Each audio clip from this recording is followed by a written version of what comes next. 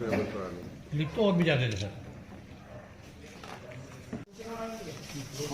देखिए 28/12 और क्या कहते हैं 31/12 को ये कुछ जो रेलवे के जो क्लिप होते हैं जिसे पेंड्रोल कहते हैं वो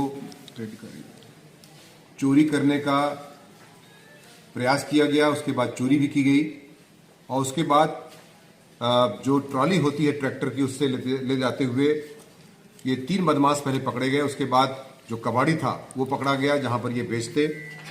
3 बदमाश मोहित, रोहित, निशु ये तीनों इसमें सक्रिय रूप से भाग ले रहे थे जो जड़ौदा मंसूरपुर के रहने वाले हैं।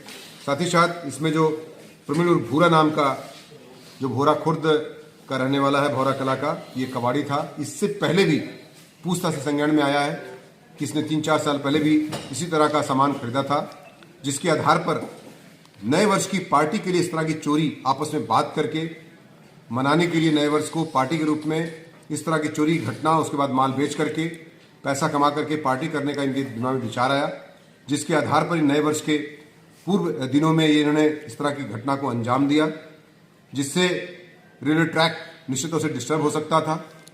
लेकिन पुलिस एक टिप ऑफ के आधार पर इनको गिरफ्तार करती है।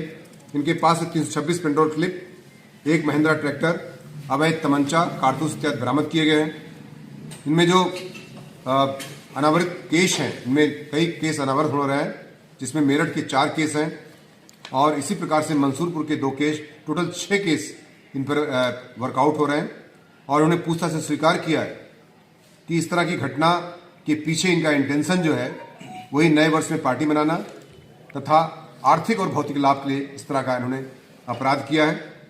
और ये जानकारी इनको अवश्य थी कि जो है इससे रेलवे ट्रैक डिस्टर्ब हो सकता है, इसलिए इस पर जो है रेलवे ट्रैक की धारा 150 भी लगाई गई है, जो कि एक शातिर अपराध है, एक गंभीर अपराध है और निश्चित तौर से इनको विधिक कार्रवाई करते हुए जेल भेजने की कार्रवाई सुनिश्चित की जा रही है। सर, ये रेलवे ट्रैक पर ही चोरी करते थे, उससे अलग भी कोई और भी चोरी?